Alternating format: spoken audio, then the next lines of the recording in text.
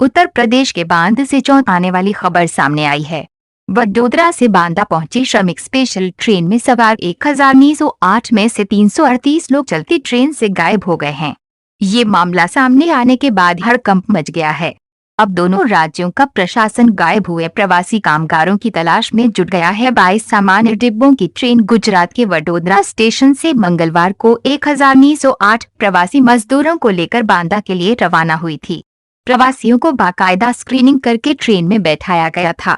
सभी यात्रियों की जानकारी के साथ इसका एक पत्र अपर कलेक्टर वडोदरा DR पटेल द्वारा स्थानीय प्रशासन को भेजा गया था। जब ट्रेन बांदा पहुंची तो 1908 प्रवासियों की जगह 1570 लोग ही पहुंचे। चलती ट्रेन से लोग नदारद पाए गए, ऐसे में प्रशासन पर भी सवाल खड़े किए जा रहे हैं। रेलवे प्रशासन सख्ते में है। वडोदरा से सवार 1908 मजदूरों में से सिर्फ 1570 यात्री ही बुधवार सुबह बांदा रेलवे स्टेशन पर पहुंचे। बाकी 338 लोग कहां गायब हैं, इसके बारे में किसी को कुछ नहीं पता। कहा जा रहा था कि पुख्ता स्वास्थ्य जांच और पड़ताल के बाद ही श्रमिकों को ट्रेनों से उनके गृह राज्यों में भेजा रहा है।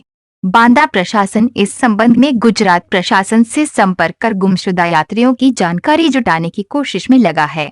गुजरात के वडोदरा शहर से मंगलवार को 22 डिब्बों की एक श्रमिक स्पेशल ट्रेन बांदा के लिए चली थी, जिसमें गुजरात प्रशासन द्वारा उपलब्ध कराई सूची के मुताबिक उत्तर प्रदेश के 48 जिलों के 1908 यात्री स्वास्थ्य परीक्षण के बाद सवार हुए थे।